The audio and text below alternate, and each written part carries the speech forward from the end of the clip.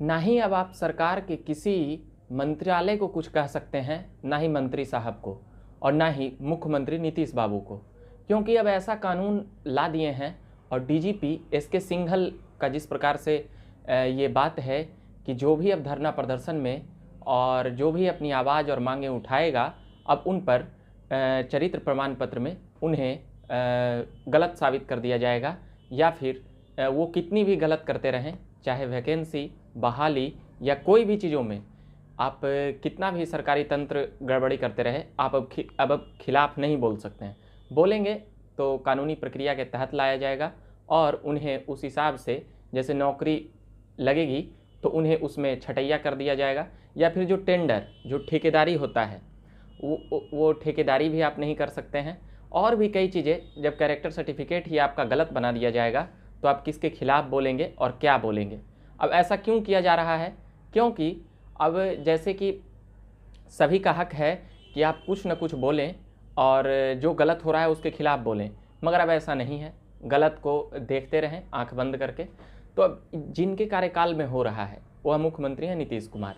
नीतीश कुमार जी कहाँ से उनकी उपज हुई है? वह भी धरना प्रदर्शन और आंदोलन के तहत ही आए थे। ये सभी जिस मूवमेंट से निकले थे इमरजेंसी के वक्त, जयप्रकाश नारायण के मूवमेंट से, 75 का वह दौर था, 75-80 में।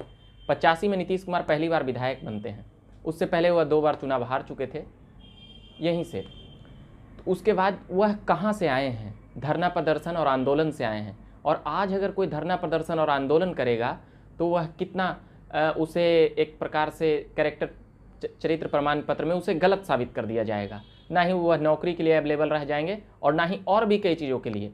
ऐसे नियम वो लोग बनाए हैं जो जयप्रकाश नारायण के मूवमेंट से उपजे हुए लोग थे। तो अब जयप्रकाश नारायण जहाँ कहीं भी होंगे वह सोच रहे होंगे, यानी कि एक प्रकार से वह जयप्रकाश नारायण का जो आंदोलन है वह उसे टारगेट, वो खुद को भी टारगेट कर रहे हैं। मतलब खुद नेता बन गए और उसी मूवमेंट से, जिस मूवमेंट से इंदिरा गांधी के सरकार को बहुत कुछ कहा गया था और उस मूवमेंट में बड़े बड़े लोग हिस्सा लिए थे।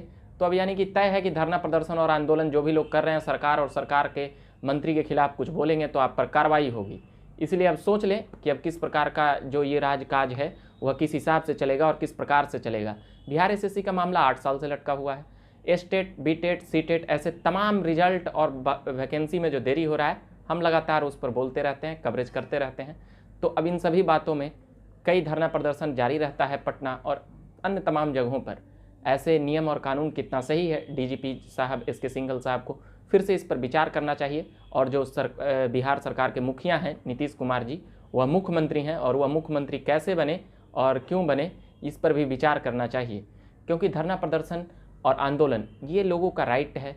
अब उसमें आप किसी के खिलाफ कुछ नहीं बोलेंगे या बोलेंगे तो भी उसमें शायद इधर उधर करके फंसा दिया जा सकता है।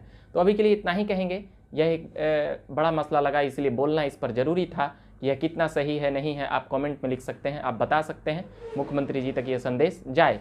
धन्यवाद।